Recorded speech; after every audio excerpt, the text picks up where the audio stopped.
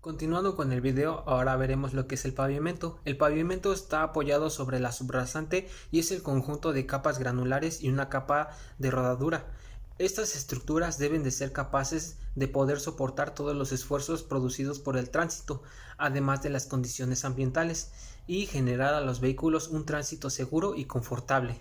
Este pavimento está conformado por varias capas granulares, como ya lo había mencionado, las cuales son la subrasante, la subbase, la base y la carpeta asfáltica. A continuación les mostraré cómo se hacen cada una y de qué se trata.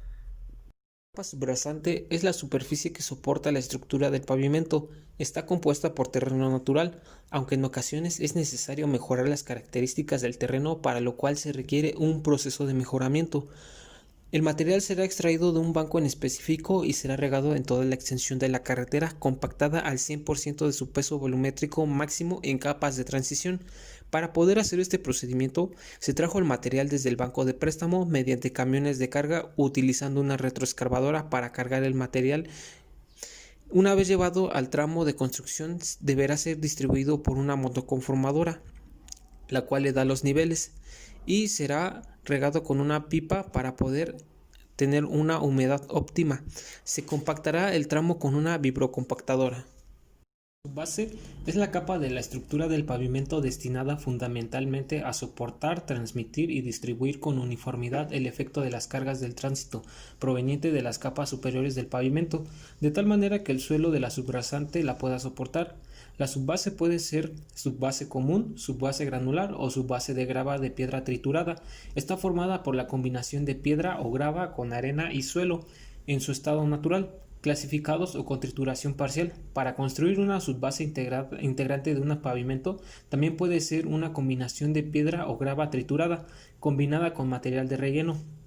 Para hacer este proceso, primero debemos tener listo el material con el que se formará la subbase, para posteriormente hacer el llenado del material en la carretera con camión de volteo, que irá depositando el material. Posteriormente, después con una motoconformadora, realizaremos capas que no excedan los 20 centímetros o que sean menor a 10 centímetros.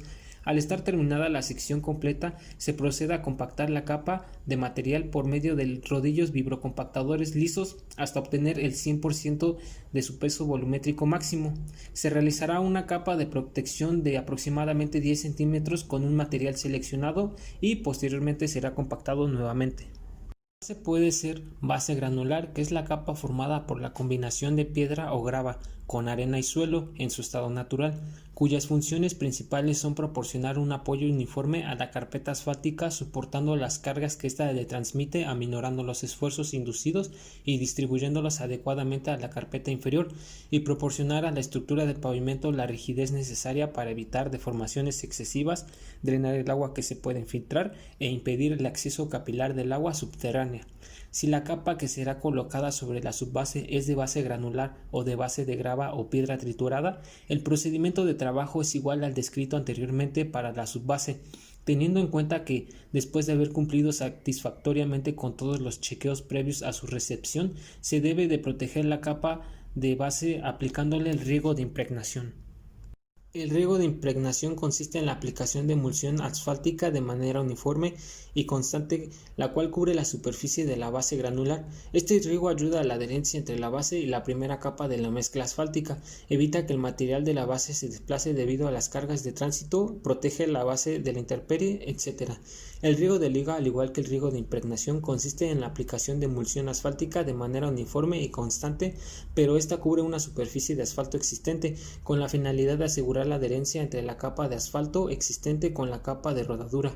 Para realizar la impregnación o el riego de liga superficial, se debe limpiarla de manera que se retire el polvo, barro y además material suelto. Una vez terminados los trabajos anteriores, procederemos a la carpeta asfáltica, que son aquellas que se construyen mediante el tendido y compactación de una mezcla de materiales pétreos de granulometría densa, utilizando calor como vehículo de incorporación, para proporcionar al usuario una superficie de rodadura uniforme, bien drenada, resistente al derrapamiento, cómoda y segura. La mezcla asfáltica llega a una volqueta, la cual va descargando la mezcla en la tolva de la máquina pavimentadora. Antes de empezar a extender el material, se toma la temperatura de esta, la cual está aproximadamente 100 centígrados Celsius.